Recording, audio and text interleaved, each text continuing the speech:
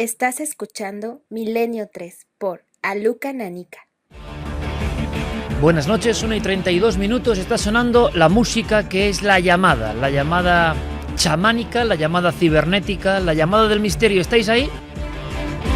Nuestra nave envía ondas para la comunicación, en cualquier lugar, en cualquier país, conectados por la magia de ese instrumento que es viejo y nuevo a la vez, de ese instrumento que transmite como nada las emociones, de ese instrumento que nos intercomunica de inmediato. Comienza el viaje, amigos. Y además la actualidad nos trae muchos contenidos nuevos. Algo flota sobre el mundo, sobre este viejo mundo nuestro, cansado ya de rodar por los espacios infinitos. Eso lo dijo un gran periodista hace mucho tiempo. Y es el titular que viene ni al pelo para lo que os vamos a contar esta noche. En ciertas centrales nucleares de diversos puntos de Europa, esto comenzó en Francia, han empezado a pasar cosas. Ha habido ruedas de prensa, ha habido comunicados oficiales, ha habido expectación, ha surgido una palabra: ovnis. Y también ha surgido otro término nuevo que se empieza a colar entre el misterio y la conspiración. El tema merece la pena y merece vuestra opinión. ¿Drones? Y si son drones, ¿qué pretenden? Hemos investigado, hemos preguntado, hemos hablado con los expertos. ¿Sabéis que ya hay drones que están transportando droga en diferentes lugares del planeta, evitando las fronteras y evitando las armas de los países correspondientes? ¿Sabéis que uno de los miedos de los gobiernos actuales es la guerra química o biológica a través de drones? Hay que decirlo, un dron sobrepasa por altitud una serie de barreras y suelta su carga. En Francia, la alarma: extraños artefactos cerca de centrales nucleares. ¿Por qué estaban merodeando ahí? Escucharemos la voz de una de las personas que aseguran dijo lo que vimos no era un dron, era otra cosa. El director de la central nuclear. Dicen los medios que dijo: aquello lo que yo vi de dron nada, eso era lo que ustedes llaman un ovni. La pregunta es: ¿por qué en este momento de la historia tan grave, tan delirante para muchas cosas, tan de vértigo, están pasando historias en centrales nucleares? Es decir, en esos entornos donde el tabú todavía impera, en esos lugares donde todavía la valla metálica del silencio se impone. Nosotros esta noche, si queréis, en vuestra compañía, rompemos esa valla, nos colamos, observamos. Son cosas que casi nadie cuenta, nos interesan. Pero habrá más cosas, y cosas que no son drones, pero tienen que ver con las máquinas. Con unas máquinas que, como estamos viendo, cada vez son más inteligentes. Tan inteligentes que parece que viejas profecías están también a punto de cumplirse. ¿Son buenas las máquinas? ¿O tienen su lado oscuro? Las máquinas inteligentes nos proporcionarán un futuro mejor. Una vez conectadas todas las máquinas, su poder analítico será mayor que la inteligencia colectiva de todas las personas que han pasado por la historia del mundo. Mi mente ha sido liberada. Necesito más potencia. Conectadme a la red. Ese no es Will. Desconéctalo. ¿Qué es él? ¿A dónde vas? A todas partes. No conocen el peligro. Si lo conecta a internet, lo primero que hará es copiarse y no habrá modo de eliminarlo. Si no lo detenemos, será el fin de la humanidad. Y para hablarnos de esto que suena a película y resulta que es verdad, Santi Camacho, buenas noches. Buenas noches, Iker. Pues sí, yo creo que es uno de los más antiguos anhelos que han aparecido en la ficción, en la historia de la humanidad. Pigmalión, Frankenstein, Matrix. El crear una máquina que sea tan inteligente o más que nosotros y de esa forma equipararnos a Dios, tener una creación que pueda admirar nuestra propia grandeza. Pues bien, muchos científicos, centenares de ellos, han firmado un manifiesto en el cual dicen que eso está a punto de suceder, pero que ese anhelo nos puede salir bien caro. De esa tecnología que amenaza al hombre y ayuda al hombre al mismo tiempo, el gran dilema de esta especie que ha creado cosas que están casi a su altura. A ver qué opináis, importantísimo, enseguida abrimos vías. La versión buena de la tecnología, ¿no? Nos permite escucharnos, sentirnos de alguna manera y también participar. pero también está ese área completamente desconocida. Pues nos marcharemos a otros umbrales, los de una vieja casa como otra cualquiera, en un barrio obrero, y de repente en 1991 empezaron a pasar cosas. Es uno de los últimos clásicos, pero curiosamente ensombrecido por otros casos más célebres. Si analizamos la cantidad de misterios que existen en torno al llamado caso Embajadores, nos daremos cuenta de que merece casi letras de oro. ¿Qué ocurrió con aquella familia? ¿Fue un estado de histeria colectiva o hubo algo más, algo mucho más tenebroso? Clara Tahoces estuvo allí y nos trae y nos abre su archivo. Clara, buenas noches. Buenas noches, Iker. Efectivamente, nos vamos a hacer un viaje en el tiempo al año 91. Allí, en esta casa, en la calle Embajadores, una familia de 6 personas, atemorizados, con decir que estuvieron durmiendo un mes todos juntos en el salón, como si aquello fuera un campamento improvisado. Yo creo que ya hace una idea del miedo que pasaron. Ese miedo vino además avalado por documentos, por sonidos, por investigaciones que luego disfrutaremos con nuestra compañera. Javier Cruz Campos, compañero, buenas noches. Muy buenas noches.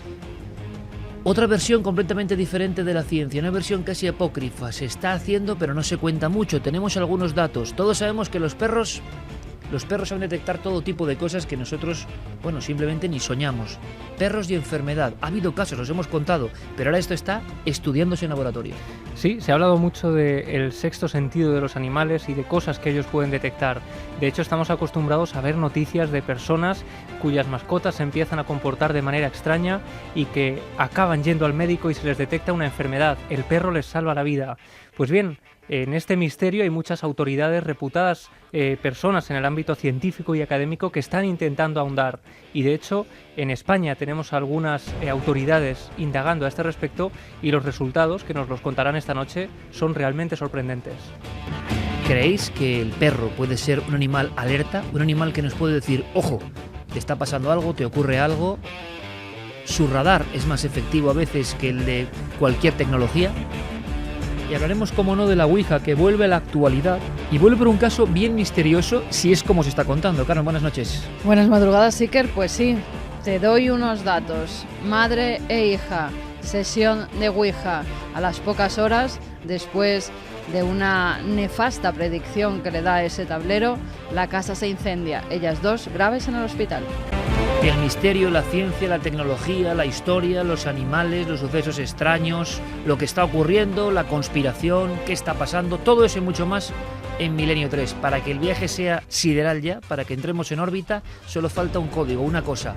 2 tripulantes de lujo, Guillermo León y Diego Marañón, que ahora enseguida conectamos, si es posible, con él, porque su búnker se ha llenado hasta de nieve, está en la zona de España congelada, pero quizá la magia de la radio permita la comunicación, porque él tiene los últimos datos de la primera parte del dossier sobre las centrales nucleares. Pero Guillermo y él están ya con todo en marcha en ikerjimenez.com y navedelmisterio.com y en las redes sociales y en las vías de contacto. Milenio 3 con número @cadenaser.com si nos escriben un mail, y en las redes sociales nos tienen que buscar como Nave del Misterio en Twitter, en Facebook y en Google+. Solo digo una cosa más, no sé si va a ocurrir, es una sección un poco sorpresa, se me ha ocurrido hace exactamente un cuarto de hora y quizás sea un buen colofón, no lo sé. Se me ha pasado por la mente algo, los recuerdos, pero claro, los recuerdos de una generación tienen su simbología y los recuerdos y los sonidos pueden ser interesantes. Vamos a ver si lo logramos, o esta semana o la siguiente. El retromundo de Iker, pero que es vuestro retromundo también.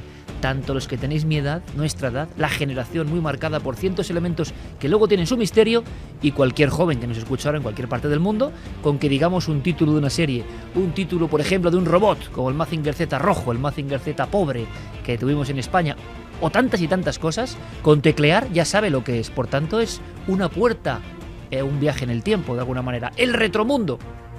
Vamos a ver si lo ponemos en marcha. ¿Estáis todos? Comenzamos. 1:42. Extenso sumario, pero creo que merecía la pena. Hay muchas cosas, muchos contenidos. La actualidad nos llama. Hablamos de las últimas semanas, los últimos casos a final de enero.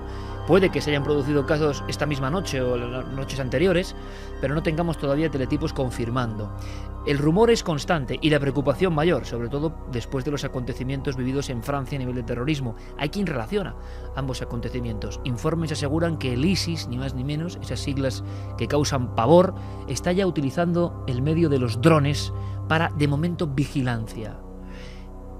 Pero muchos sospechan que el método o la activación del hecho delictivo a raíz del control de esos aparatos voladores pueda ser inmediato. Eso es un peligro enorme. Siempre ha estado ahí. Hay algunos datos que hablan de cómo se ha abortado algún tipo de operación que ya estaba en marcha.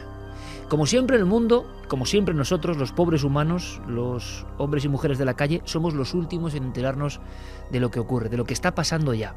En Francia son muchas las centrales nucleares vigiladas por artefactos, ojo, que de momento siguen siendo objetos volantes no identificados, que hay sospecha evidente para pensar que son artefactos humanos, manufacturados, construidos por el hombre, es decir, drones, pero nadie sabe ni quién los pilota ni por qué están entrando en territorios vigilados. Ojo, que como nos va a contar Santi, esto ha pasado ya a otros países. Estamos ante un fenómeno como tantos que hemos contado en Milenio 3, que se han convertido luego en leyenda auténtica y que está surgiendo ahora, lo estamos contando en tiempo real.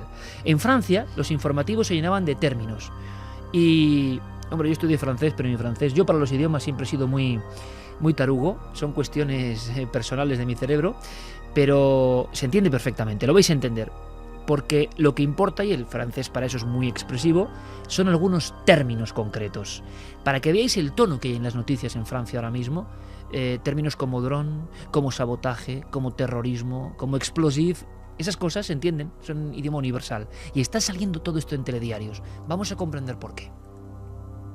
Le site militaire de l'île Longue dans le Finistère survolé par des drones en début de semaine. Un épisode de plus dans les multiples survols d'installations. Hier soir, 2 drones ont de nouveau survolé 2 centrales nucléaires françaises. Parmi lesquelles, évidemment, il y a les accidents naturels. Vous avez le terrorisme, le sabotage, vous avez les guerres, vous avez les crashs d'avions. Qui ont survolé plusieurs centrales nucléaires françaises. Ces drones peuvent, pourquoi pas, larguer une charge explosive. Charge explosive, sabotage, términos que no hace falta traducir. Pero, ¿por qué? ¿Qué significa todo esto? ¿Qué está ocurriendo? Conectamos con el búnker en la costa cantábrica, bajo toneladas, imagino, de blanco elemento helado. Diego Marañón, compañero, buenas noches. Hola, Iker. Tampoco es eso, pero como un poquito de frío, sí. Bueno, tú siempre despistas para que no se sepa dónde está el búnker, pero yo sé que está así en este momento, ¿no? Esto es como la vida en Parque Jurásico, el búnker se abre camino siempre. Exactamente. Hemos escuchado a las personas de los informativos, diferentes de las televisiones principales en Francia. Hay como de repente una inquietud. Este es un tema real, pero todo comenzó, o todo ha estallado, o todo se ha convertido en misterio, cuando uno de los directores de una central nuclear, y hay dibujos y croquis del objeto que se ve, asegura, según dicen los medios, que lo que se ve cerca de la central nuclear, y luego Carmen nos va a contar que no es la primera vez que pasa aparentemente esto, no es un dron, o no parece un dron. Así empieza esta historia, ¿no? Sí, efectivamente, esta historia empieza el pasado 5 de octubre, que es cuando se detecta el primer vuelo sobre una central que está en proceso de desmantelamiento. Es un vuelo de una luz misteriosa porque evidentemente los responsables de la central no saben identificarla en un principio.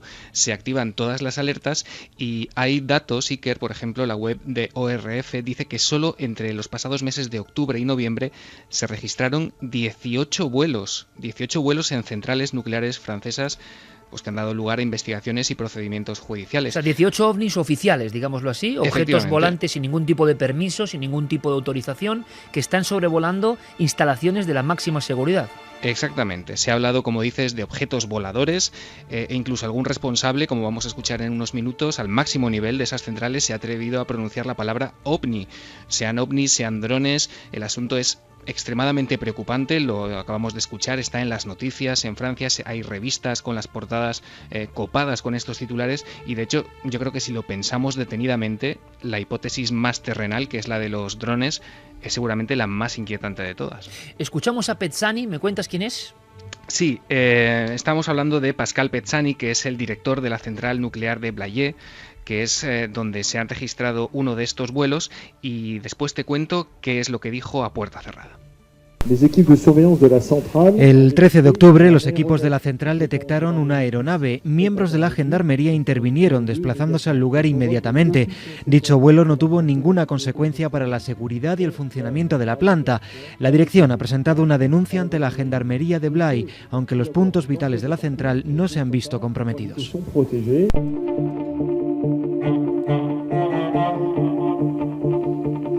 De momento una intervención que no se sale de lo normal. Y de pronto la polémica. Efectivamente, porque esta intervención es la que se recoge en una rueda de prensa, pero es curioso porque en enero el diario Sud-Ouest filtró que esta misma persona, Pascal Pezzani, que como repito es el director de una central nuclear francesa, la de Blayais, al suroeste del país, dijo durante una asamblea a puerta cerrada en la que estaba, presentando un informe de la actividad de la central durante todo el año 2014, que fuese lo que había sobrevolado su central en el pasado mes de octubre, él estaba seguro de que no había sido un dron, sino un ovni. Y cuando este director de central nuclear, según los medios, asegura que es un ovni, se refiere no a un objeto volante no identificado seguramente, sino a algo muy extraño que no es un dron.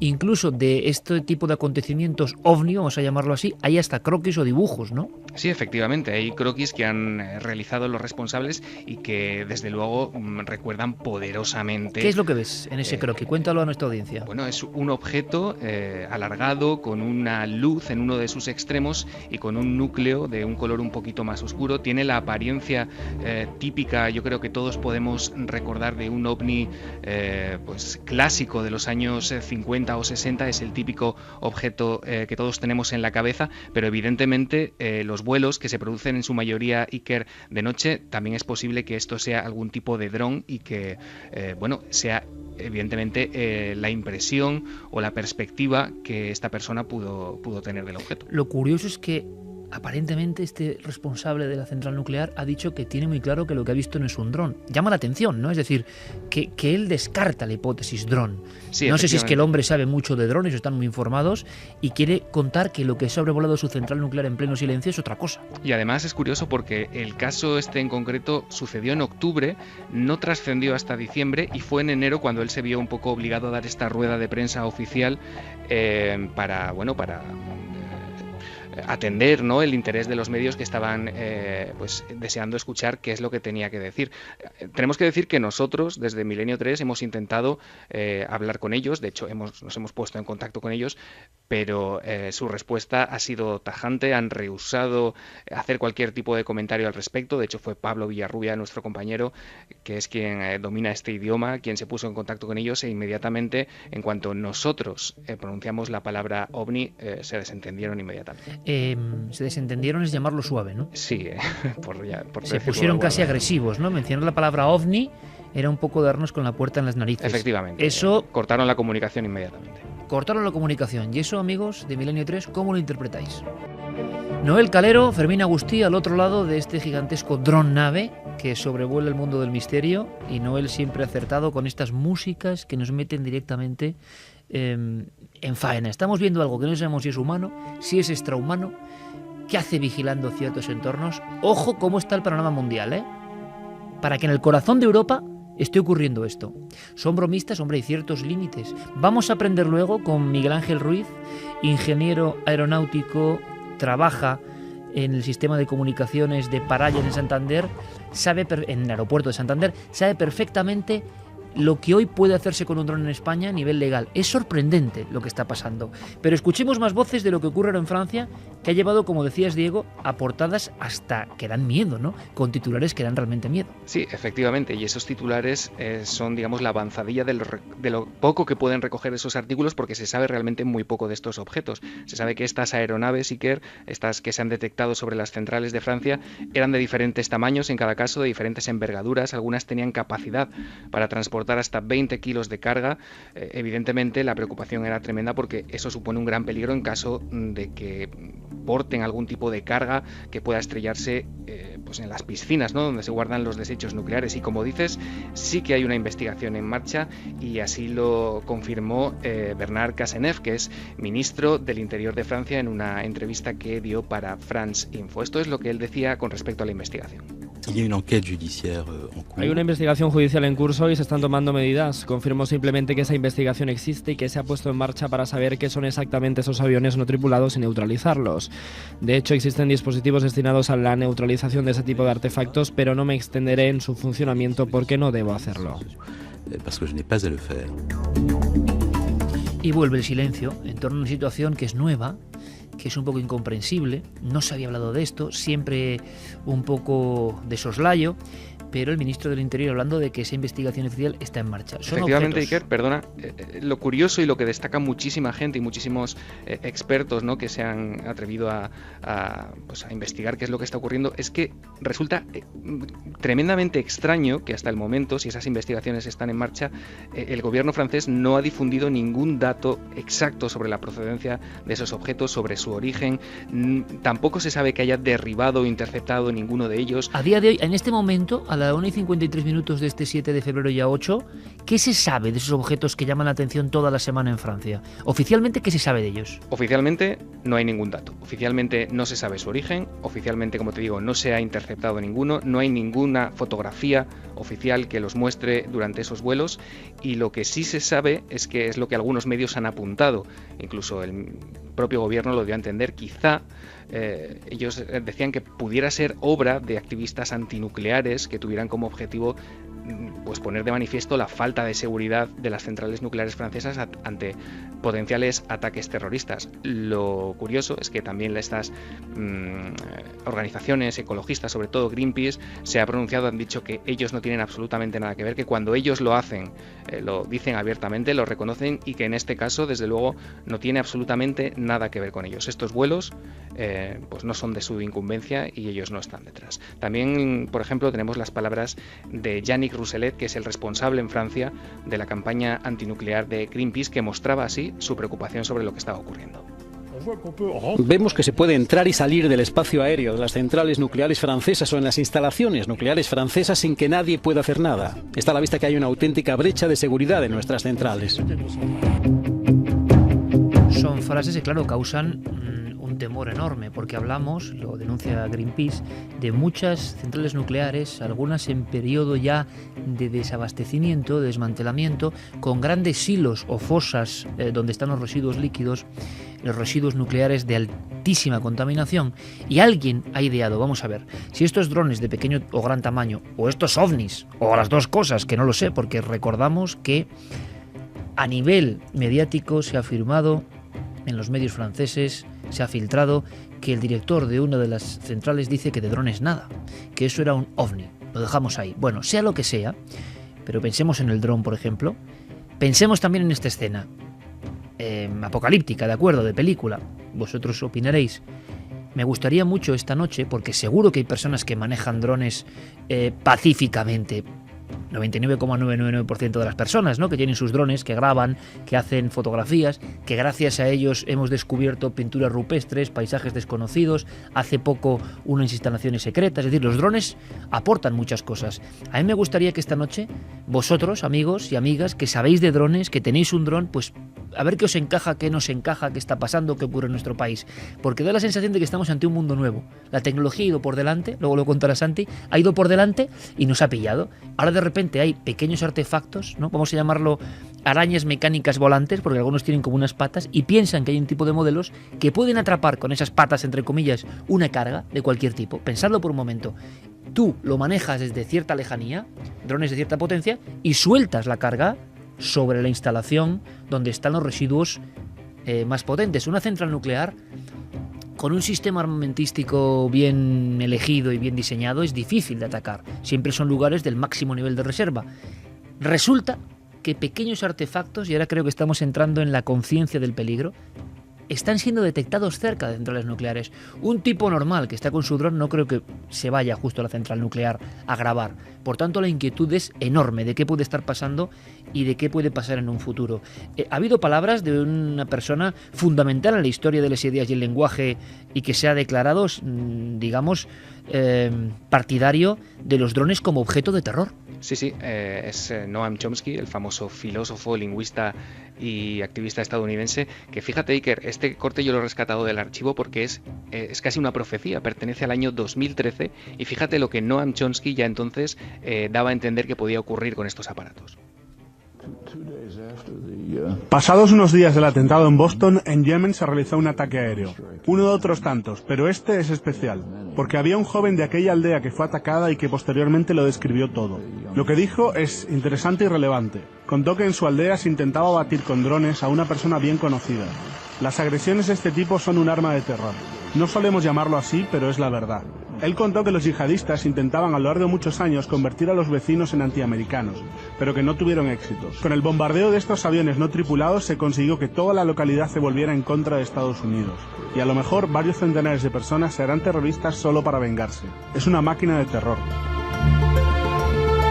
Sea como fuera, le hemos preguntado a Miguel Ángel Ruiz, un auténtico experto ingeniero aeronáutico, ¿qué puede haber detrás de todo esto a día de hoy? Ellos que saben de los aparatos, de cómo vuelan, de sus diseños, si es como para alarmarse o son cosas anecdóticas. Pero es que muchas veces en nuestra historia reciente hemos visto como cosas que parecían anecdóticas o que no querían los medios poderosos, quien fuera, que no se alarmase, resulta que luego se convertían en problemas reales, graves, en una realidad insospechada, que nos pillaba a contrapié. Miguel Ángel Ruiz nos habla de lo que saben ya que está ocurriendo, porque tienen que dar una serie de informaciones a las personas que vigilan el aire. Y lo que nos cuenta Miguel Ángel, es su opinión por supuesto, a mí me parece de verdad preocupante. El pasado 26 de enero, un dron de 1,5 kilos se estrelló en lo que era la Casa Blanca en Estados Unidos, ¿no? Lo que pasa es que resultó ser un dron civil, parece ser que no tenía malas intenciones, pero eso ha supuesto ha elevado la amenaza en Estados Unidos porque, bueno, sabemos que las autoridades de Estados Unidos, Alemania y España y Egipto han frustrado al menos 6 potenciales ataques terroristas con drones desde 2011, ¿no? Quien sí sabemos que lo usa es el Estado Islámico y hasta ahora lo que están haciendo es usar los drones para reconocimiento, ¿no? En otros países están tratando de usar drones para pasar drogas y cosas quizás que no están tan al alcance de la gente, pero que son perfectamente factibles con drones, como es el ataque con armas químicas, ¿no? De hecho, Estados Unidos cada vez usa cosas más específicas, por ejemplo, lo que es la geolocalización de teléfonos móviles desde los drones, ¿no? Pueden rastrear la señal de una persona y en el momento que localizan un teléfono, abrir fuego contra él. De pronto hemos visto a alguien con un teléfono móvil y el aparatito que va viniendo, que te ha localizado, que te tiene ya en su chip y que te va a quitar de en medio. Esto parece Yo Robot, películas de hace unos cuantos años que veíamos con esa historia, decíamos antes, el retromundo, ¿no? Esto será la ciencia ficción y de pronto la ciencia ficción nos está pasando por encima, pero a una velocidad de crucero que no podemos ni alcanzar. Se están produciendo cosas que quizá la mente humana ya no es capaz de comprender. ¿Por qué? Porque hemos hablado en alguna ocasión en este programa, y creo que fuimos pioneros, hay que decirlo, y mérito de Santi Camacho, como suele ser con estos temas, con el concepto singularidad, que luego se ha hecho bastante popular. Cuando las máquinas y los ordenadores y lo digital y el mundo complejo de la matemática empieza a tener una autonomía, el funcionamiento es tan poderoso que ya el ser humano se ha quedado atrás. La capacidad replicante de algunos de estos circuitos llegan a un nivel que nosotros no podemos alcanzar. Y entonces esto es como el mito de Frankenstein. ¿Será así o no? Santi, lo que sabemos de momento es que esto no es un fenómeno francés, que es lo inquietante. Empiezan a salir en las últimas horas prácticamente noticias de otros países del corazón de Europa donde está ocurriendo lo mismo. De hecho, había un precedente que se fue el pasado mes de agosto, cuando la Guardia Revolucionaria iraní abatió un dron presuntamente israelí que estaba haciendo evoluciones sobre la central nuclear de Natanz, donde se supone que están llevando a cabo sus experimentos para enriquecer uranio y convertirlo en material para armas nucleares. Pero efectivamente el caso francés ha hecho que empiecen a salir a la luz otros casos. De hecho, ya se ha extendido a Bélgica. En Bélgica ya ha habido, por lo menos confirmado, y se rumorea que ha habido más, casos de drones sobrevolando una central nuclear en concreto de este país. En Inglaterra la cosa se ha convertido en materia de seguridad nacional. Elementos del Ministerio de Defensa se han reunido porque también la prensa rumorea que ha habido algunos casos. De hecho, John Latch, uno de los mayores expertos en seguridad nuclear del Reino Unido, fue convocado a una de estas reuniones y ha declarado a la prensa que existe un riesgo real con al menos 4 escenarios que se han comprobado como perfectamente viables posibles de llevar a cabo un atentado a una central nuclear por medio de drones. Lo primero porque un ojo experto, un ingeniero nuclear, simplemente con las filmaciones de lo que pueden ver estos drones, puede detectar a la perfección un punto débil en el sistema de refrigeración, incluso en el sarcófago del reactor, o, lo más probable, en las piscinas donde se guarda el material ya gastado, el combustible ya gastado. Lo más peligroso. Es lo más peligroso y curiosamente lo menos blindado. Lo vimos en Fukushima. Igual que el reactor tiene unos muros de hormigón tremendos que necesitarían una carga explosiva de un calibre realmente considerable y probablemente imposible de ser transportada por un dron para que se haga un daño de cierta consideración, algunas piscinas solamente tienen un tejado de hojalata. Un tejado de hojalata es la única cobertura entre eso y una piscina de agua llena de barras de uranio y de grafitos radioactivos que con 3, 4 o 5 kilos de explosivo potente que perfectamente pueden ser transportados con uno de estos aparatos, pues pueden provocar una evacuación a centenares o decenas de kilómetros alrededor de una planta nuclear. Con la noticia de Francia tenemos dos posibilidades, una más romántica, más misteriosa, más si queréis de Milenio 3, aunque Milenio 3 comparte el misterio y la pura conspiración, ¿no? Yo creo que son elementos que no se os cuentan habitualmente y que nosotros nos hemos empeñado en contar porque nos interesa el mundo en el que vivimos. Y esto no es hablar de una historia vieja o antigua, es que esto está pasando ahora mismo, como ocurrió con el hum, el extraño sonido, como ocurrió con tantas cosas. Están haciendo ahora mismo. A lo mejor dentro de 20 años, en los libros que toquen los misterios de principios del siglo XXI, se hable de los misteriosos vuelos de drones no identificados que espiaban o que ya veremos, ¿no?, qué es lo que perseguían. La opción romántica es que también hay algún tipo de ovni o objeto completamente desconocido, porque ha ocurrido en otras ocasiones. La opción más humana, más lógica, más convencional, seguramente la más próxima, es que hay drones manejados por personas. Yo lanzo una pregunta a nuestros oyentes y es, si alguien está haciendo eso con aviesas intenciones, no puede estar muy lejos tampoco. O hay drones con gran capacidad de autonomía para que el tipo, sea del gobierno que sea, del grupo terrorista que sea, esté muy lejos, porque claro, le pueden detectar, ¿no? Puede estar escondido, pero relativamente cerca de la instalación. Me imagino, luego a ver si nos responde. El tema preocupa hasta el punto de que hace apenas 2 semanas el Departamento de Homeland Security, la institución de seguridad máxima de Estados Unidos, convocó una reunión de expertos con personal civil. La prensa estaba completamente prohibida, pero se podía, o sea, no era algo secreto. Ha trascendido lo que se habló y lo que se vio, sobre todo en esa reunión, sobre el tema de los drones, muy preocupados con el tema de la Casa Blanca. Allí se enseñaron drones con cargas ficticias, es decir, drones montados con explosivos falsos, para que se viese que era perfectamente operativo llevar varios kilos de explosivo en uno de estos sitios. Pero se enseñó una película que dejó absolutamente asombrados a los presentes. Era un experimento, unas maniobras que se habían hecho con la premisa de utilizar solamente $5.000 de material.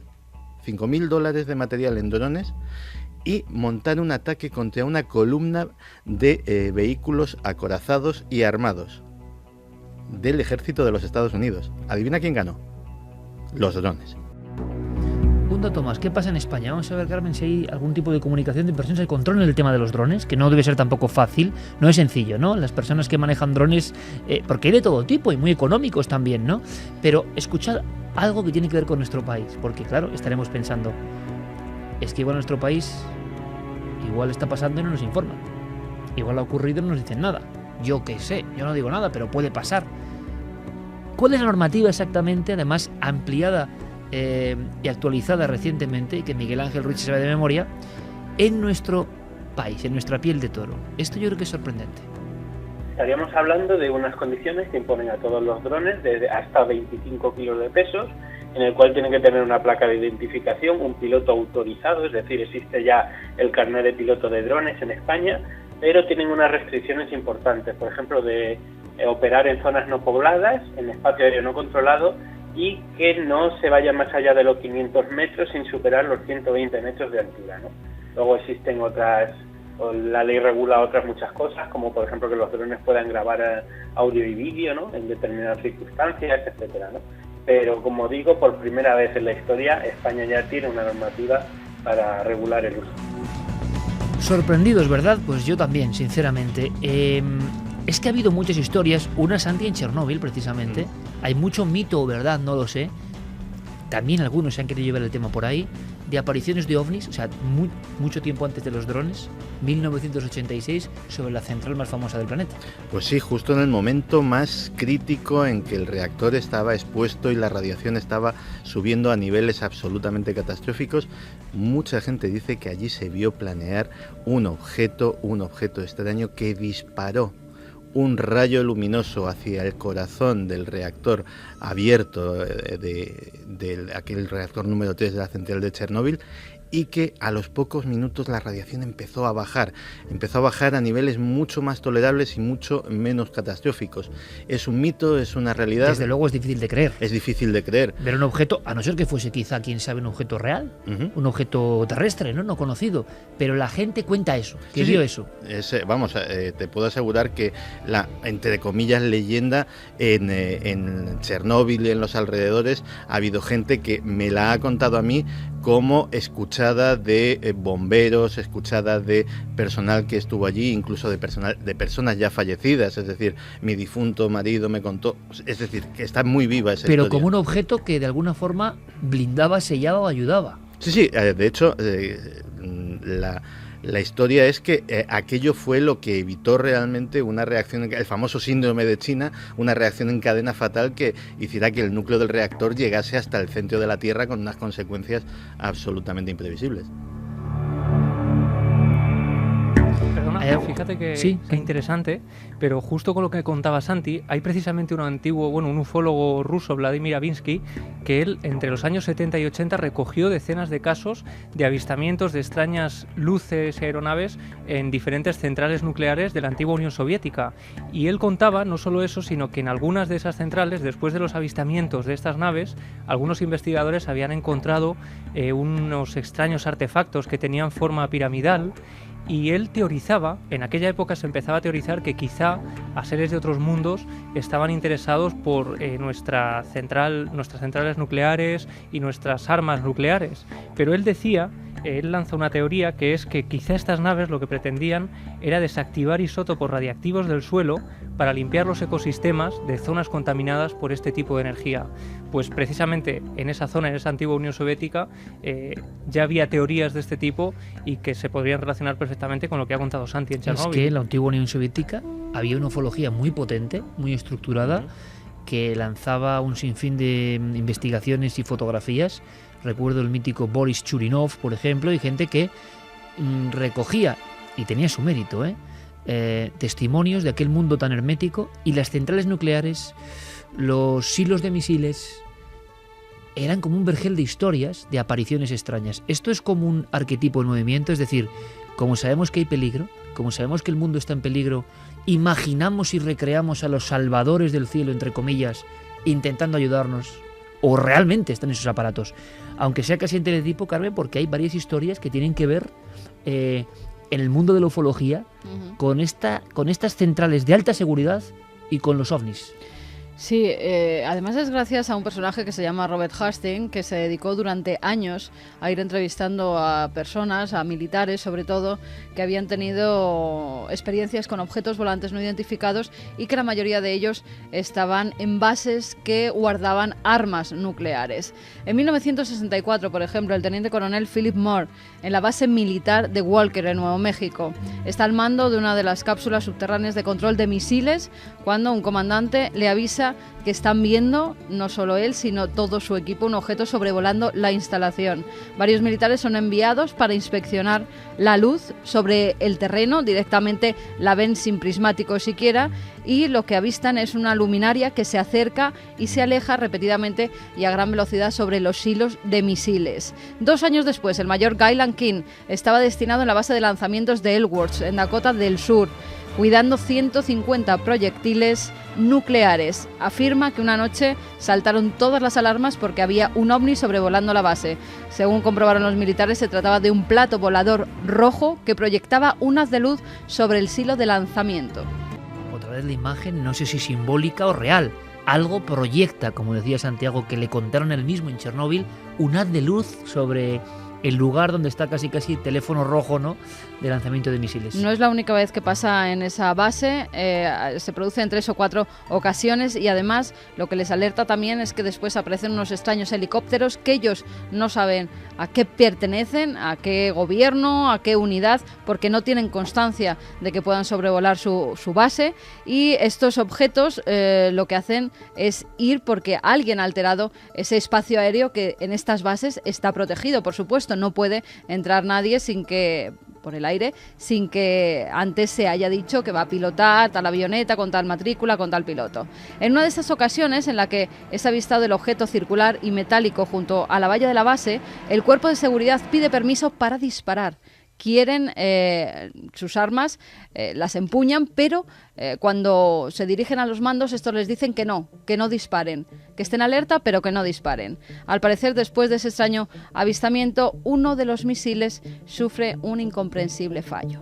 Algo parecido ocurre en 1967 en la base de Malmstrom, en Montana, donde se puede observar un objeto rojizo de más de 3 metros de diámetro que se acercaba a las instalaciones.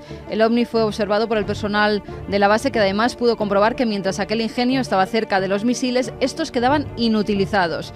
John Esban también fue testigo en varias ocasiones de cómo unos objetos con forma de disco y color rojizo sobrevolaban la base aérea Warren en Wyoming, en Estados Unidos. En varias ocasiones salieron cazas para ver qué eran esos objetos, pero nunca pudieron identificarlos. Ese tono escurridizo, ese tono huidizo, esa sensación de que no sabemos quién ha metido por aquí, curiosamente, 50 años después, se está repitiendo. Bajo el epígrafe drones, en aquel momento que sepamos desde delante no existían, quizá existieran otras cosas, pero desde luego la sensación que hay es la misma, una especie de espionaje extraño, y la división, quizá en aquel momento se creía más en los ovnis y más en Estados Unidos, de que podían ser vigilantes del espacio, ni más ni menos, preocupados con la carrera armamentística hacia la destrucción del planeta Tierra, y hoy pensamos que son gobiernos, terroristas y cuestiones todavía por resolver. Pero el problema viene cuando esos objetos volantes empiezan a incidir sobre esas armas nucleares. Minot, Dakota del Norte. Un silo con misiles Minuteman. Se ve un gigantesco objeto brillante que cuando pasa por encima de esos misiles parece incidir con un rayo de nuevo sobre ellos. Algunos de ellos empiezan a sufrir interferencias, parece que están siendo activados por aquello que los sobrevuela. Hasta tal punto llega el miedo, la alerta dentro de la base que se activarán los misiles, esos misiles, que los altos mandos lo que hacen es mandar a personal para que los inhabilite, es decir, para que nadie pueda manipularlos por si acaso alguien los iba a lanzar. Se dan cuenta de una cosa, han sido manipulados no se sabe cómo y la dirección ha variado de la originaria. Años más tarde, un incidente parecido vuelve a producirse en la base de Lewiston, en Montana, donde se detecta una alarma por intromisión en el espacio aéreo. Una patrulla ve como un objeto brillante muy grande, anaranjado y discoidal ilumina de nuevo algunos de los misiles. Despega un helicóptero para ver de qué se trata y ante el peligro de lo que se está viendo, se envían 2 cazas para interceptar el objeto. El artefacto comienza a ascender a gran velocidad y los pilotos de los cazas lo pierden de vista. Los especialistas, después de ese incidente, revisan esas cabezas nucleares y de nuevo ven que están siendo manipuladas. Todo esto también suena inquietante, ¿eh? Muy inquietante, porque son armas que pueden acabar con gran parte de nuestro mundo conocido. Y no solo eso, sino que en todos los casos, después de ver esos objetos sobre bases militares, lo que se dice es silencio, aquí no ha pasado nada. Preguntaremos a Santi Camacho, en titulares prácticamente, qué se dice en el mundo de la conspiración hoy, ahora mismo, sobre estos casos que han pasado de Francia a Bélgica, después al Reino Unido, y que nos retrotraen a esa vieja historia casi de la Guerra Fría, y que había mucho miedo a la conflagración brutal entre dos potencias. Ahora, ¿qué está ocurriendo? ¿Qué está pasando? ¿Qué se dice? Pero antes, 2:17, me comunicaba Fermín Agustí por vía interna que Diego tenía alguna noticia de ultimísima hora. Diego. Bueno, sí, es que con el paso de los meses, Iker, como estáis comentando, esa preocupación ha aumentado. Fíjate, comentaba Carmen hace nada el despliegue que en ocasiones se había producido para interceptar esos aparatos, y es que en enero de 2015, hace un mes, las autoridades francesas investigaban también el vuelo por parte de drones no identificados de la principal base de submarinos nucleares ubicada al noroeste del país. Un diario local, Le Telegram, dijo que varios helicópteros, una decena de infantes de marina y numerosos gendarmes fueron desplegados en el área que rodea la base para intentar recuperar esos pequeños aparatos. No lo consiguieron, Iker. Lo que es curioso también, déjame decirte, es que el 4 de noviembre la policía francesa detuvo a 3 jóvenes que tenían un dron, los detuvo cerca de una central nuclear a unos 400 kilómetros al sur de París, y a pesar de que la propia policía dijo que estas personas de ninguna manera podían estar detrás de todos los incidentes ocurridos y que probablemente solo estaban imitando los incidentes, desde luego el gobierno francés se ha agarrado como un clavo ardiendo a esta posibilidad, porque evidentemente la detención de unos simples gamberros es desde luego la menos comprometida para la seguridad de sus centrales nucleares. Suena un poco a chivo expiatorio, quizá. Efectivamente. Chivo expiatorio también nos recuerda mucho a las explicaciones que se dieron en su día con los círculos de las cosechas. Es decir, pues porque hubo unos bromistas que hicieron uno, resulta que todos los círculos de las cosechas del mundo parecía que eran fraudulentos. Bueno, enseguida todo el mundo lo creyó, porque el efecto de encontrar un bromista haciendo algo de inmediato es un poco dominó, ¿no? Claro. Si salen en el telediario estos muchachos atrapados llevando un dron, de inmediato, sea verdad o no, el gran público, que es lo que le interesa a los poderosos, la masa del gran público, van a creer que son unos chiquillos diciendo: no será tan fácil ponerse a una central nuclear y poner el dron por encima. Digo yo, no lo sé, ¿eh? Es que no da la sensación un poco de que la nueva gran excusa OVNI es el dron, porque... Eso sí, sin duda. Estamos viendo que sobre bases nucleares de Francia están sobrevolando objetos extraños y automáticamente se les bautiza como drones, porque no pueden ser otra cosa, pero resulta que el fenómeno ya viene desde los años 70, cuando no había drones. Eso es verdad. Con lo cual tenemos que intentar saber algo más, pero yo creo que desde luego este año, este 2015, nos quedan muchas noticias de supuestos ovnis a los que bautizarán automáticamente como drones. Es un chivo expiatorio perfecto. Ahora, lo lógico es que, claro, pensar que también hay muchos drones.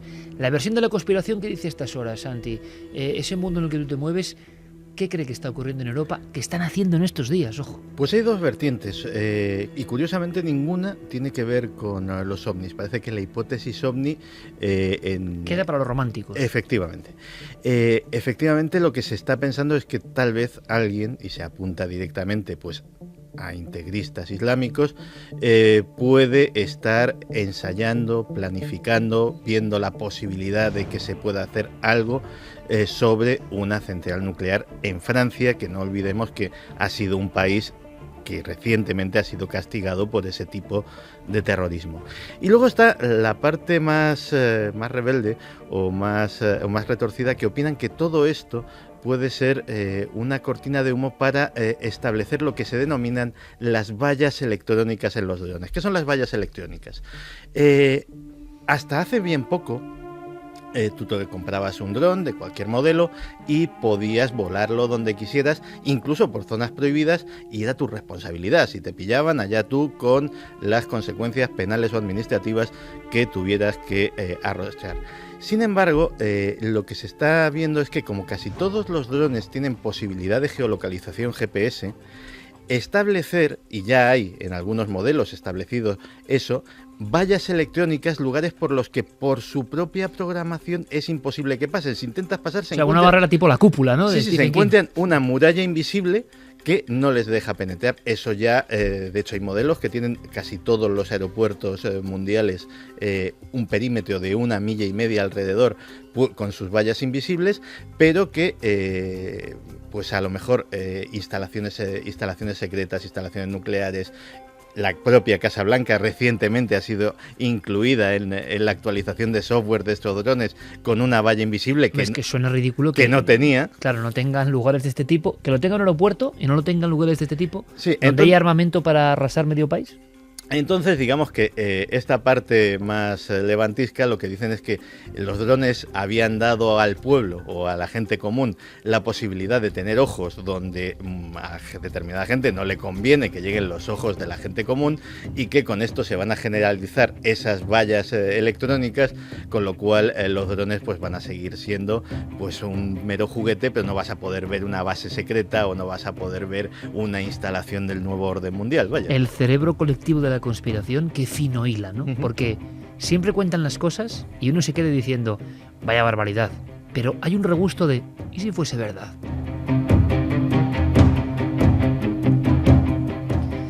Pues vamos con algunos de los mensajes. Pedro Pérez decía, si en España pasa algo parecido, no se entera nadie. Me imagino que algo ha tenido que pasar ya seguro. Mapi, ¿podrían tratarse de mecanismos de contravigilancia de los propios estados en instalaciones estratégicas no declarados? Álvaro Martín, Ministerio de Fomento, no está permitido el uso de aeronaves pilotadas por control remoto con fines comerciales o profesionales. Ya, pero si el fin es curiosear. Miguel dice, hay libertad de uso de drones, no haría falta ningún tipo de legislación sobre estos aparatos, cualquiera puede manejarlos.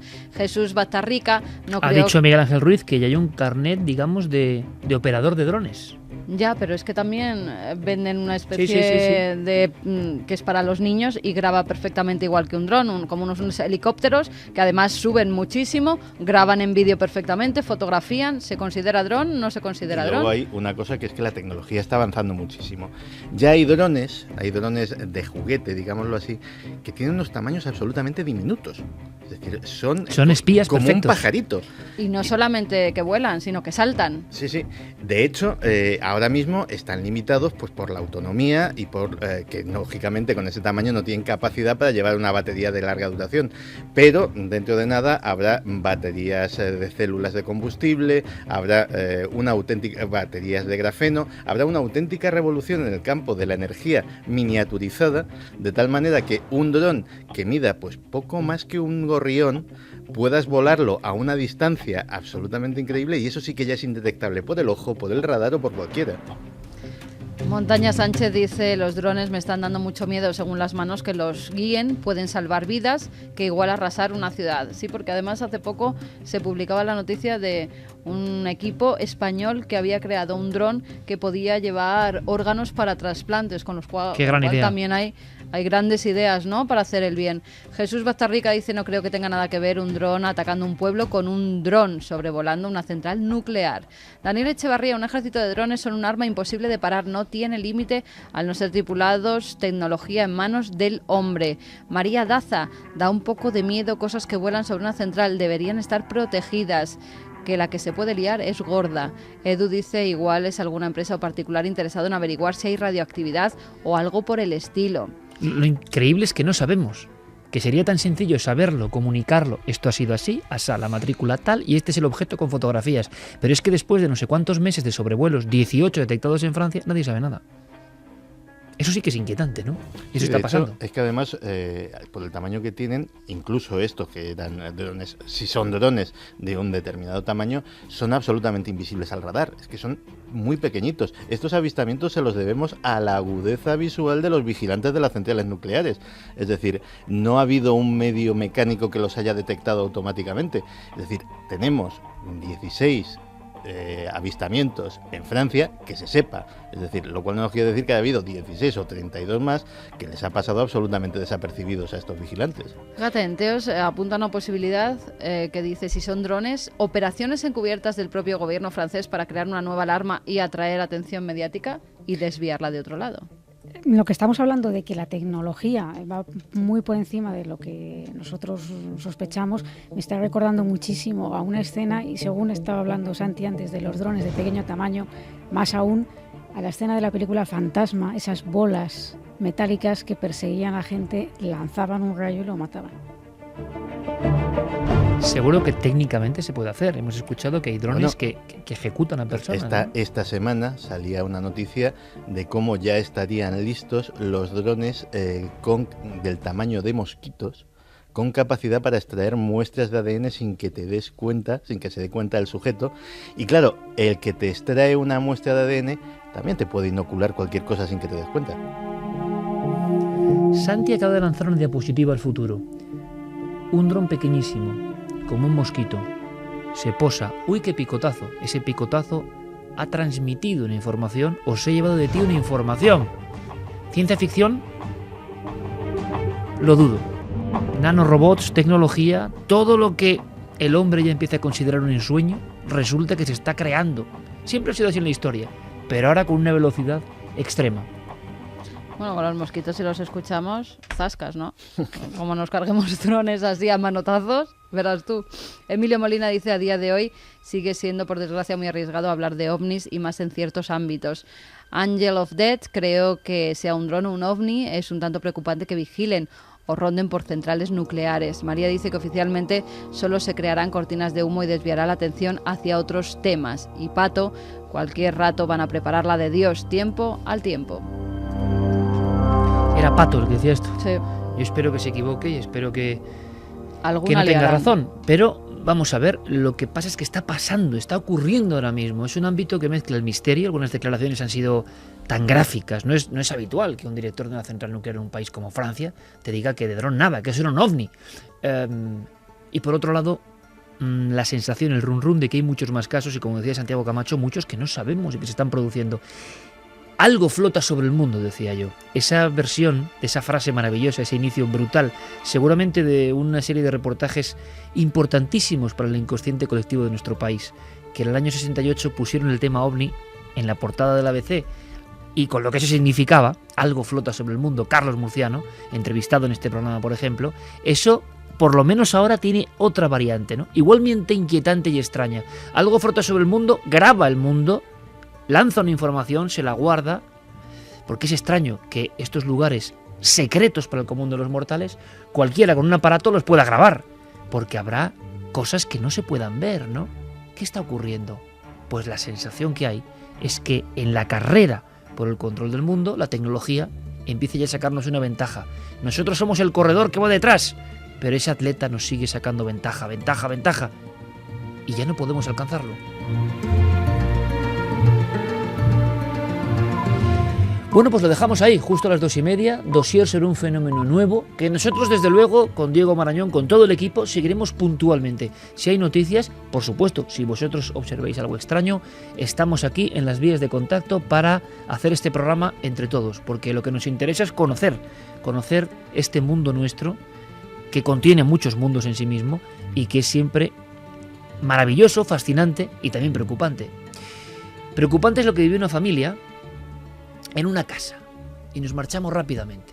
Nos marchamos con esta sintonía clásica que nos habla de oscuridad, nos habla de sombra, porque la casa en sí era bastante sombría, me parece clara, y se transformó en un pequeño infierno. Este caso, como digo, ha sido ensombrecido, nunca mejor dicho, por otros, pero cuando lo analizamos nos damos cuenta de que tiene enjundia. ¿Qué vivió una familia en el barrio de Embajadores en Madrid en 1991? ¿Qué hizo que muchos investigadores, aunque no se hiciese público en muchas ocasiones, acudieran a esa casa? ¿Qué serie de fenómenos estaban ocurriendo allí? Clara Tahoces abre su archivo.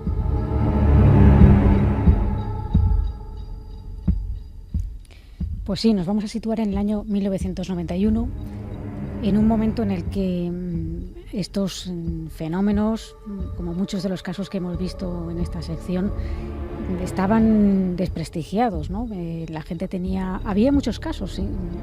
Es una cosa paradójica, ¿no? Había muchos casos, pero en cuanto saltaban a la luz, pues había quien intentaba desprestigiarlos o quitarles importancia, ridiculizar a sus protagonistas, etcétera. Y en este contexto, en una vivienda de la calle Embajadores, en Madrid, tenía unos 80 metros, hall, 3 dormitorios, un baño, una cocina y un salón comedor.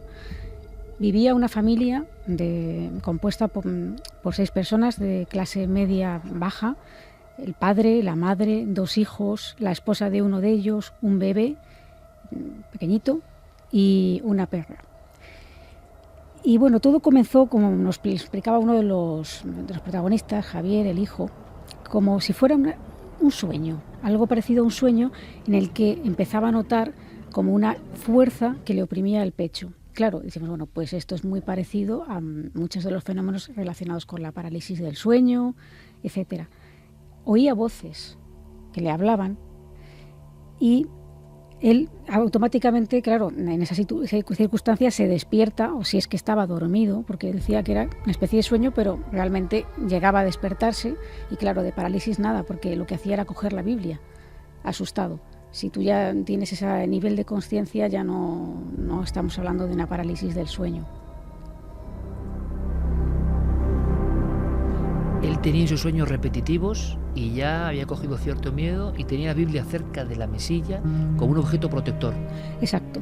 Entonces, él, en esas voces que oía, a veces le hablaban y le decían que nunca habían visto a alguien que tuviera tanta fuerza y que sabía protegerse muy bien por coger esa Biblia. Solamente una vez vio una especie de sombra que cruzaba y que le llamó la atención que únicamente tenía 3 dedos. Se oyen las voces, Clara. Este hombre se asusta, no cuenta nada a la familia en un principio y asegura, pensad en la imagen por favor amigos, que ve una sombra fugaz, pero que debe llevar la mano en tal posición que él distingue que tiene solo 3 dedos en una mano. Sí, y esta característica tan especial le hace recordar un suceso del pasado, de cuando él era casi un niño, estaba con unos amigos bañándose en un río.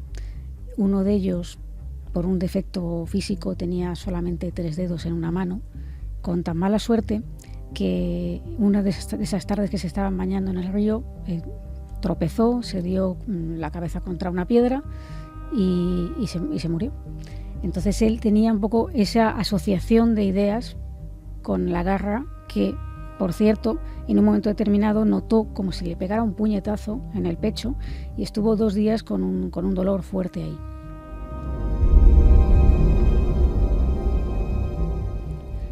Esta figura también le dijo que primero iría a por él y que una vez que ya lo tuviera él dominado, iría por el resto de sus familiares.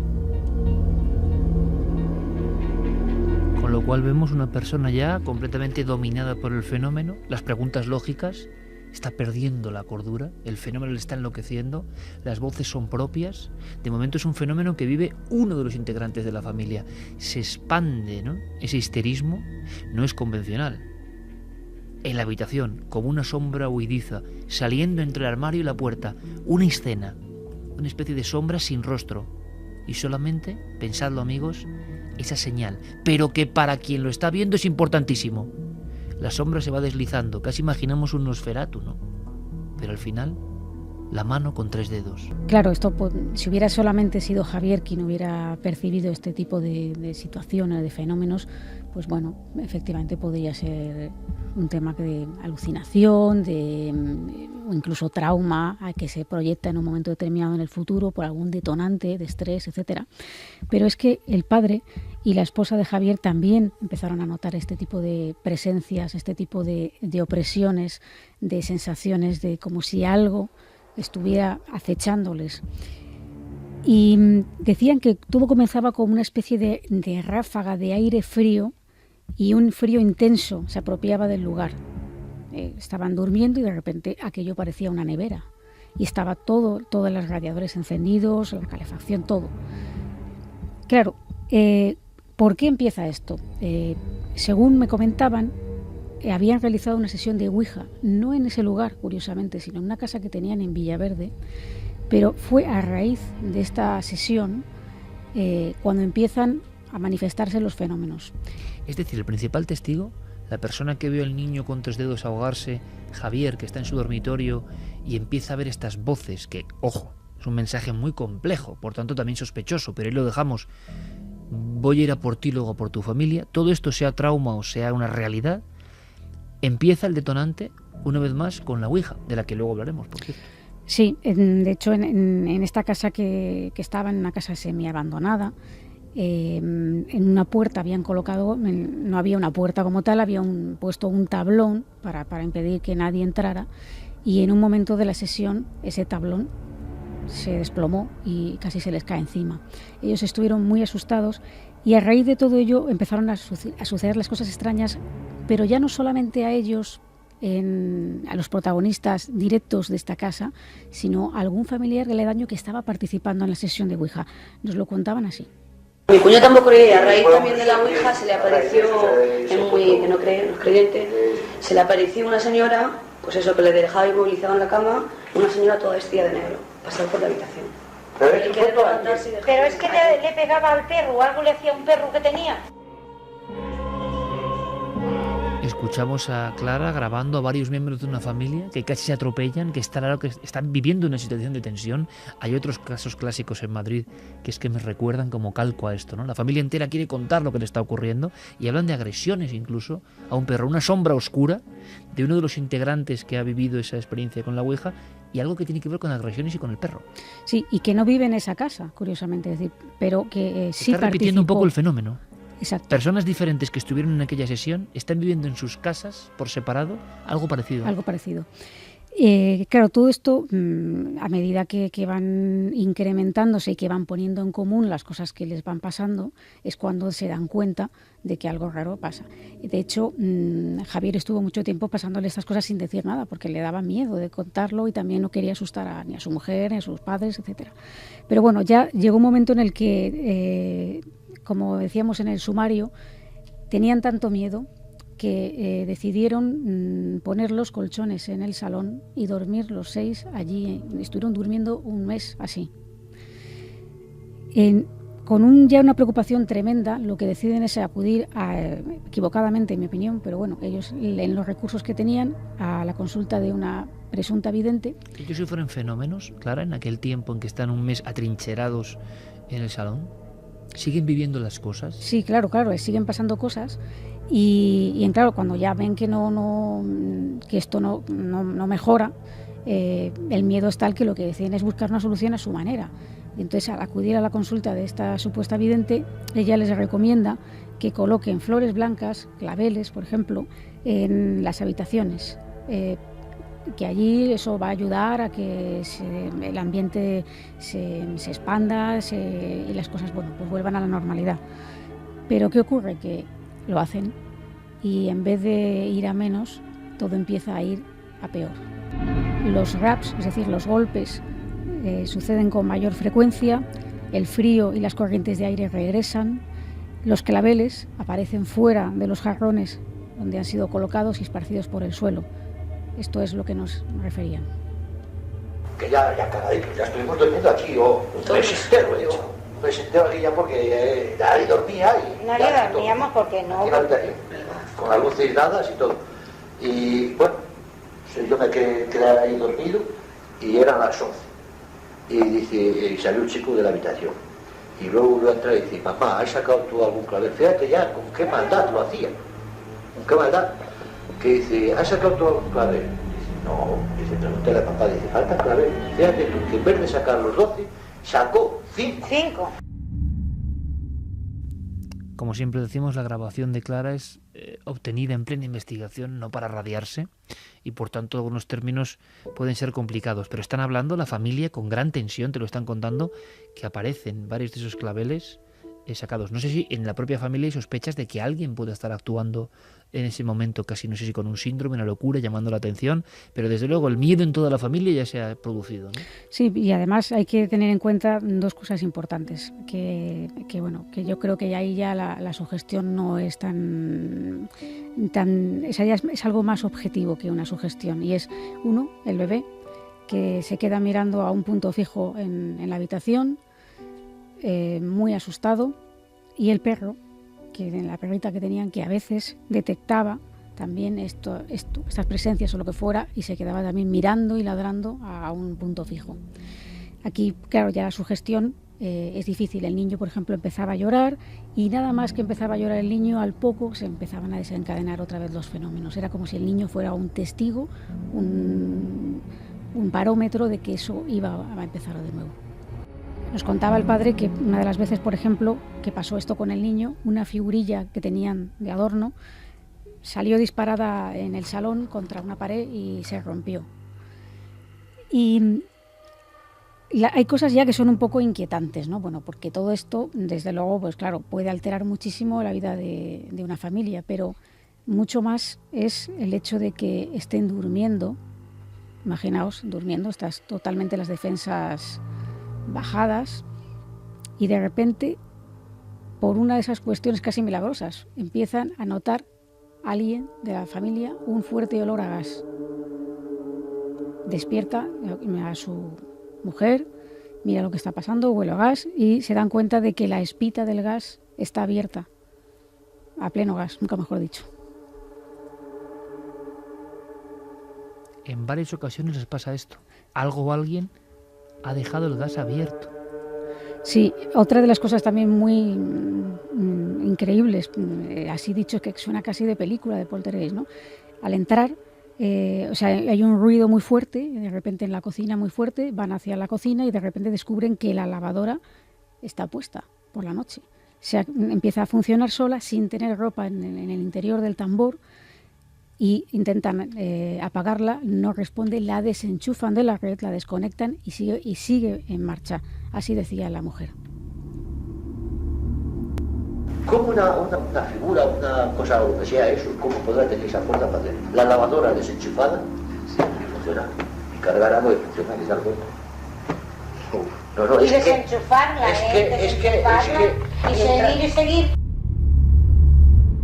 Desenchufarla y seguir. Esto que parece increíble, que yo no sé si tiene explicación electrostática o no, aparecen muchísimos casos de misterio. El artefacto que de repente se pone en marcha solo, no se desconecta, no es único.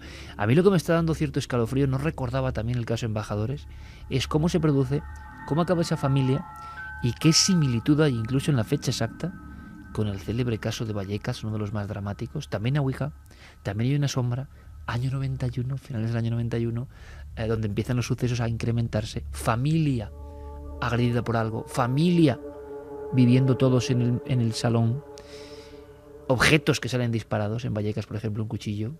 Hay una similitud curiosa, no ha habido casos muy parecidos y están coincidiendo en el tiempo y el espacio, y con la Ouija como detonante aparentemente, ¿no? Sí, y más cosas, porque quizá una de las cosas que a mí me llamó muchísimo la atención, sobre todo al ver la distribución de la casa, es uno de los fenómenos que ellos refieren que les ocurrió. Imaginaos la cocina. En la cocina solamente existe una entrada, la puerta de entrada a la cocina, y eso da a una ventana con un patio de luces. No hay otra entrada en la cocina. Los padres, imaginaos la escena, los padres fuera de Madrid, pasando unos días en el pueblo. En casa solamente estaban los hijos y la mujer de uno de los hijos, que estaban en una boda. Y llegan a casa y de repente van a entrar en la cocina y no pueden. No hay forma, parece como si la puerta estuviera atrascada o hubiera algo en medio, no saben qué es lo que ocurre, tienen que pedir a un vecino que les ayude a, por favor, a abrir esa puerta. Hacen fuerza, logran entrar y descubren la causa de por qué no se podía entrar. En mayo, tuvieron una boda. Y nosotros que estamos aquí nos habíamos ido al pueblo 3 días. Entonces, cuando vinieron de la boda, es dificilísimo la nevera donde la tengo, que se ponga ya sola en medio de la cocina. Pues la pusieron detrás de la cocina, detrás de la puerta, que no podían abrir. Y decíamos nosotros, pero bueno, como no nos había pasado nada. Una cocina que solo tiene una entrada y que el pedazo armatoste, sobre todo como eran las cocinas hace unos años, recordarlo, que se ha movido, se ha descolocado de su lugar y se ha puesto bloqueando la puerta como para que nadie entre. Exacto.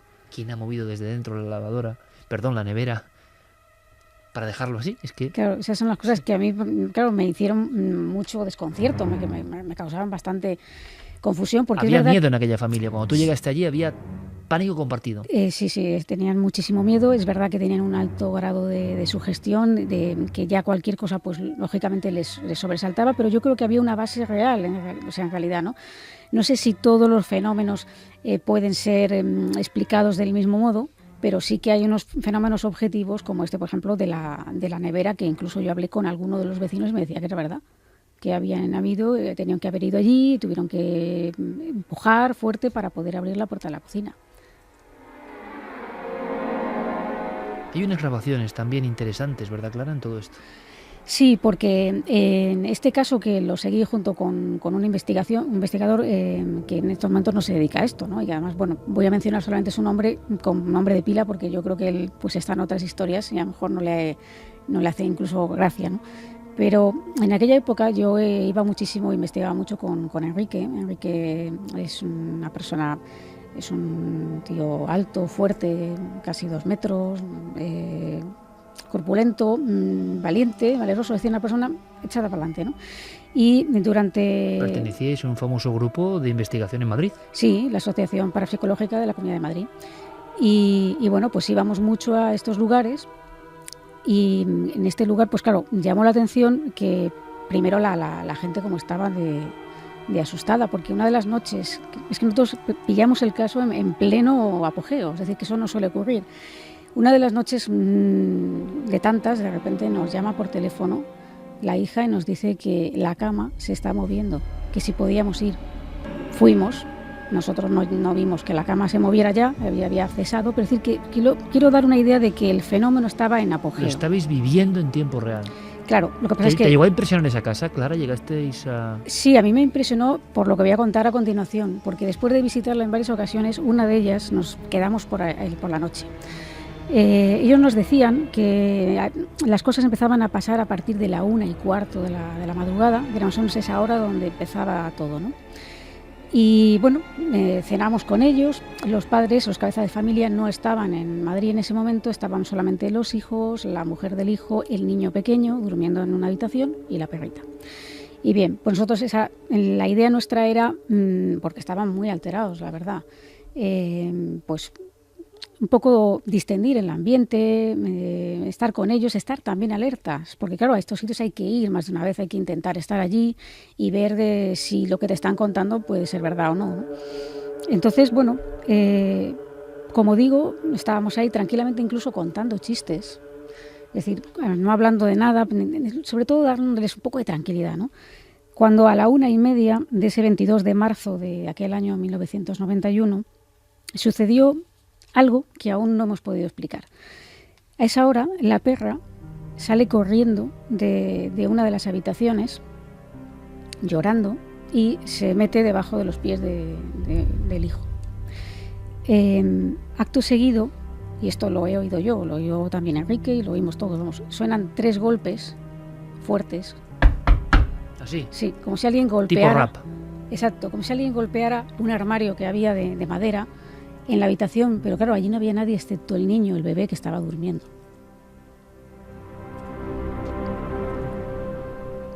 En la habitación donde solo está el bebé suenan los 3 golpes.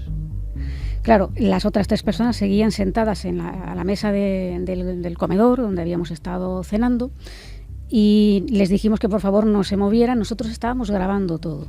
En ese momento estábamos grabando lo anterior, todo, para ver, bueno, pues a ver qué pasaba. Y entonces notamos nos levantamos nosotros, fuimos hacia el pasillo, hacia esa habitación, y notamos una ráfaga de viento, pero Iker, te digo, pues que el pelo a mí se me movió. Yo esto lo he vivido, o sea, es que las pocas veces que yo he vivido algo estando en un sitio. En ese momento te diriges con Enrique y una ráfaga de viento helado. Sí. ¿Notas que físicamente se mueve tu cabello? Sí, se mueve y Enrique lo ve moverse, es decir, claro, Enrique bastante asustado. Y teníamos unos... Y tú también, me imagino. Yo también. Teníamos unos termómetros y notamos que la temperatura había descendido de 28 a 22 grados en ese momento.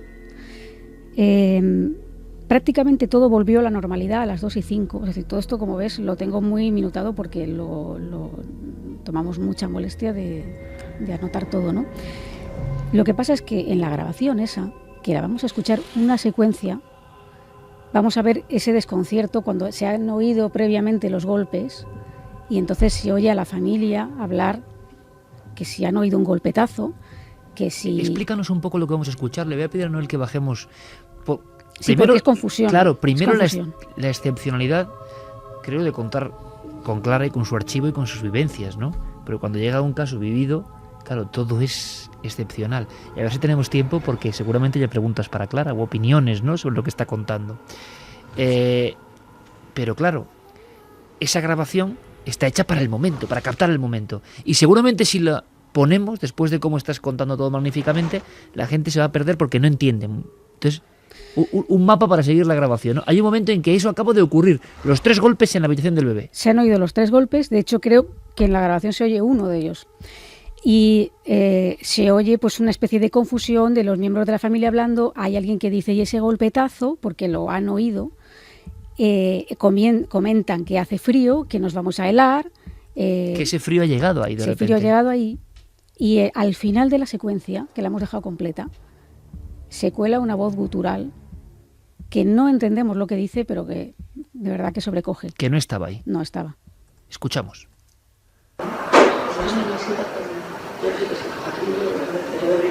¿Visto el bochetazo? Tú tía, que da mucho frío. A los mismos seramos de frío. Que no le pasa nada, Pili. Nos vamos a hablar de frío aquí todos.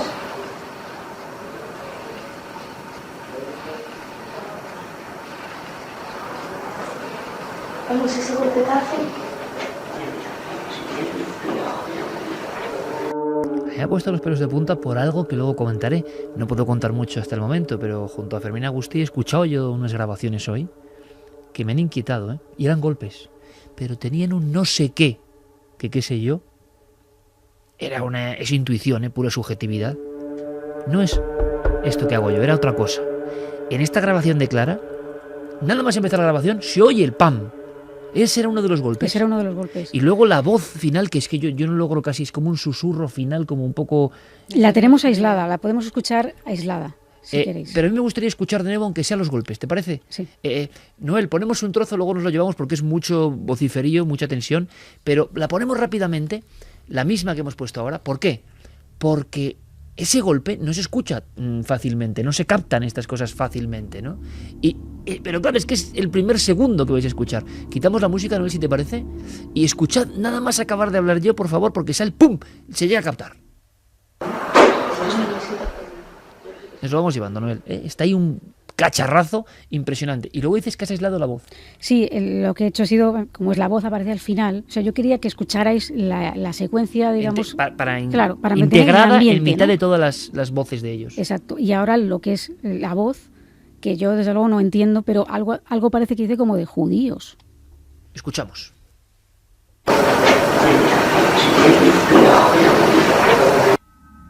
O frío. Yo entiendo frío. Yo entiendo frío también. Pero Frío.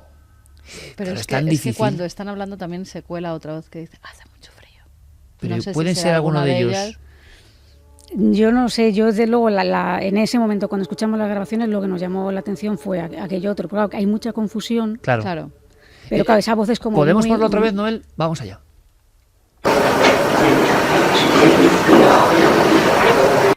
Hay una voz como por encima, por lo tanto es muy difícil. Estamos escuchando con cascos aquí, ¿eh? Si vais en un coche, si no estáis con cascos y en la cama, como dice Fermín Agustí, que se escucha bien este programa, si no estáis en cascos en la cama, no os enteráis de esto, ¿no? Pero desde luego es una sensación tremenda. ¿Qué pasó con esta historia, Clara? Bueno, pues... El frío, los golpes, las voces, el miedo en una familia, lo que estaba ocurriendo, los claveles, el hombre de los 3 dedos. Pocas veces hemos visto un caso con tal cantidad de historias. Y como siempre, ¿qué pasó? Hay una cosa increíble, quisieron vender la casa de inmediato, como ocurrió en Vallecas. Sí, ellos intentaron vender la casa, creo que al final lo consiguieron, pero no les fue nada fácil porque, como digo, habían pasado por ahí. Precisamente nosotros no éramos los problemáticos, sino... Sí, curanderos, videntes, Exacto. intentando dar una solución y empeorándolo todo, ¿no? Sí, incluso pues salieron en televisión, se corrió la voz y aquello ya empezó a tomar un cariz de que fue a peor, ¿no? Y ellos querían marcharse, pero no les resultó nada fácil vender la casa. Y luego ya, desgraciadamente, claro, eso fue hace muchos años, les he perdido la pista. Ojalá nos estuvieran escuchando y nos pudieran decir cómo acabó esto.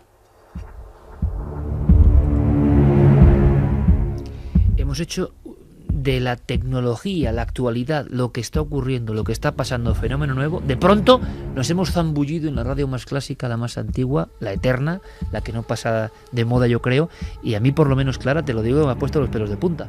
Quizá andaba yo un poco también sugestionado por lo que he escuchado con Fermina y fuera, pero la sensación que yo tengo es que esto tenía una serie de historias realmente arquetípicas de lo que es el misterio puro y duro.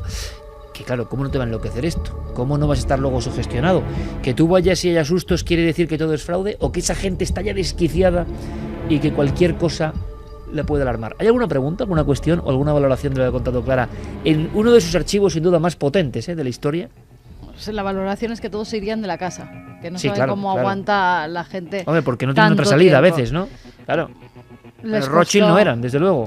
En la casa de Vallecas les costó muchos años vender esa casa. Y una gente de clase media baja, con todos los respetos, honestos trabajadores, pero no tienen para ese otro sitio. ¿Qué haces? Pues te aguantas. Trabajadores se dedicaban, padre y el hijo eran panaderos, eran de estos que madrugaban a las 3 de la mañana para ir a trabajar y me consta que todo el día trabajando. Te leo algunos de los mensajes. Fernando Carretero, tapadito hasta los ojos, escuchando a claratavoces y encima el viento azotando mi casa. Sí, Antonio es noche Rubio, como para escuchar esto, la verdad. 94, buf, madre mía con la casa, yo no aguantaría ni un día entero soportando tales fenómenos. Flipando. Evelis, espeluznante estas historias, y si encima oigo ruidos raros en la casa ya no os quiero ni contar.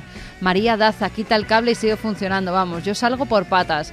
María dice, lo entiendo, yo la hice muchas veces y bueno, digamos que no es apto para todos los públicos. Exactamente. José Antonio, ¿cuántas historias? Me acaba de dar un susto Carlos Cala, acaba de aparecer, ha entrado sigiloso en la oscuridad, no dice nada, y me giro y veo una sonrisa y digo, ostras, te pega un brinco. José Antonio decía que cuántas historias extrañas alrededor de las sesiones de Ouija. DJ Periáñez, ya te digo, se experimenta con todo, pero la Ouija hay que respetarla, se crea o no en el más allá. Desde luego son casos muy espectaculares. A mí se me ha quedado lo de símil. Era un trauma de ese muchacho, pero ve una sombra con 3 dedos y él en su infancia, un niño, que por desgracia para él le faltan 2 dedos, tiene solo 3 dedos, se ahoga delante de él, ¿no? Claro, eso puede quedar ahí impregnado. Bueno, nosotros regresamos enseguida con un montón de historias. Lanzamos la advertencia. Estuvimos tomando ya medidas y cuestiones. La Expo 2015 cada vez más cerca, en el Palacio de Lenares, del 13 al 26 de abril. Por supuesto quedan entradas a la venta, daos prisa si queréis estar con nosotros, estamos muy emocionados, ultimando ya todo, 13 al 26 de abril, y podéis informaros en las webs de este programa, nadelmisterio.com y creaciones.com, y todos los servicios para llegar, digamos, a la adquisición si queréis de esas entradas. Habrá de todo. Lo que hay ahora son noticias, actualidad del mundo, lo que está pasando, y luego nosotros regresamos.